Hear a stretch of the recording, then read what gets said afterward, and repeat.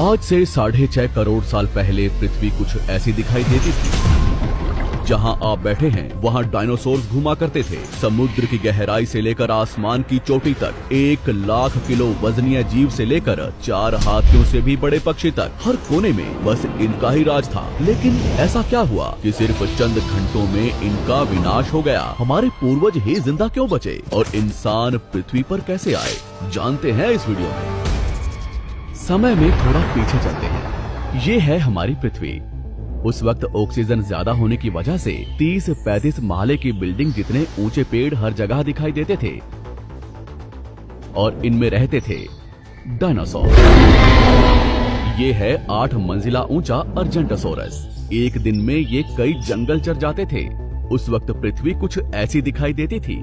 ये है चूने के रेगिस्तान, जहाँ लाखों सालों से बरसात नहीं हुई। यहाँ भी इनका बोलबाला है। ये है हरत जो एशिया की तरफ बढ़ रहा था। उस वक्त भारतीय जमीन लावा से भरी रहती थी और यहाँ पाए जाते थे राजासोरस। यहाँ का कुछ अलग ही मंजर है। 7 बस जितने लंबे जीव से लेकर इंसान जितने बड़े केकड़े तक। बाहर आकर देखो तो कई किलोमीटर लंबे अमेरिकी रेगिस्तान में पाए जाते थे टाइटेनोसोरस। 20 हाथियों जितना वजनीय,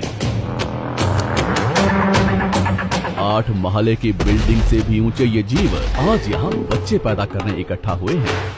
दुनिया के हर कोने में डायनासोर्स की आवाजें गूंज रही थी, लेकिन इन्हें क्या पता था कि आज इनका अंत होने वाला है।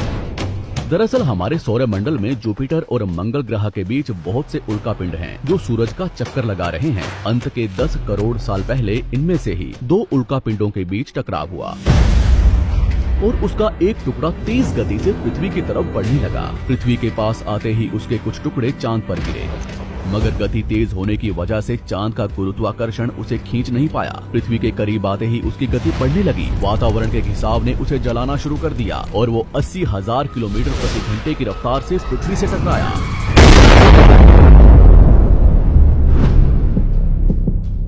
यहाँ रात के 1:30 बज रहे थे। टकराने से 4 मिनट पहले पूरी पृथ्वी पर उजाला हो चुका था। इसकी चमक को देख नजदीकी जानवर अंधे हो चुके थे। गिरने से पहले ही वहां का पानी सूख गया।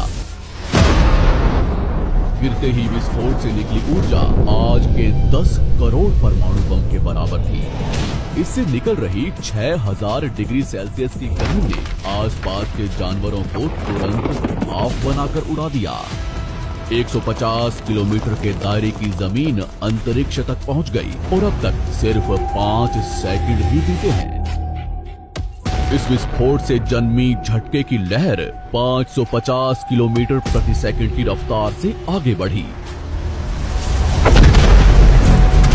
इसने पत्थरों को गोले की रफ्तार से उड़ाना शुरू कर दिया। आसपास की नदियां उल्टी बहने लगी। जंगल के पेड़ नीचे गिरने लगे। पहाड़ों ने दम तोड़ना शुरू कर दिया। इसके कुछ ही सेकंड बाद आई भयंकर गर्मी की लहर ने उड़ रहे पत्थरों को पिघलाकर लावा बना दिया। संपर्क में आने वाला हर एक पानी तुरंत भाप बन रहा था। समुद्र के अंदर उबाल शुरू होने लगा। पलक झपकते ही जंगल सूख रहे थे। जानवरों का शरीर उबल रहा था और अभी तक तो सिर्फ शुरुआत ही हुई है।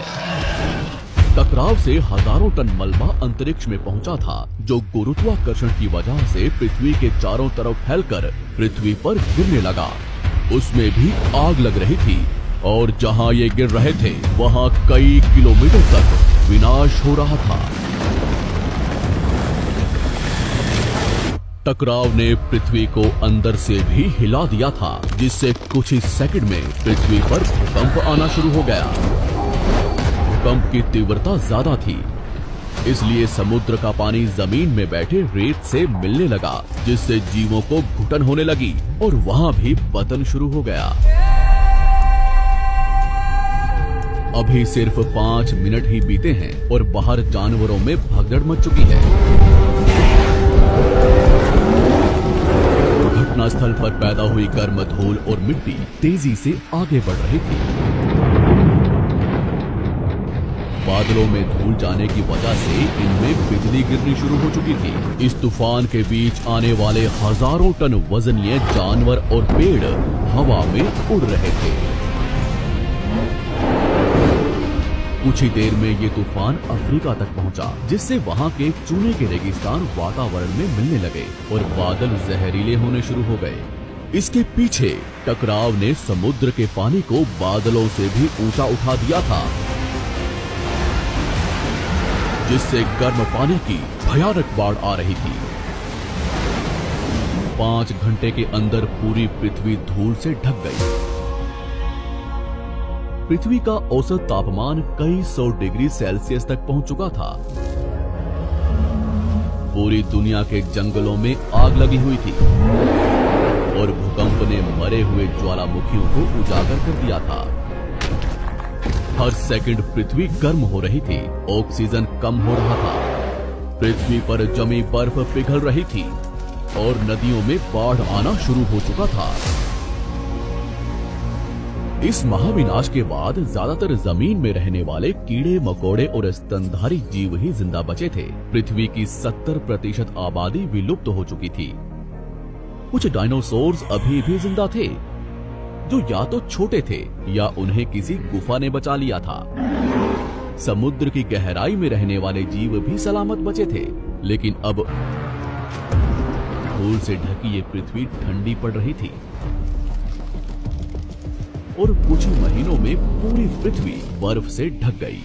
हमारे पूर्वजों को डायनासोर से डरकर कुछ भी खाकर कम ऑक्सीजन के बावजूद भी महीनों तक जमीन में रहने की आदत थी। जमीन के अंदर गर्माहट थी और अंदर छोटे जीवों का पूरा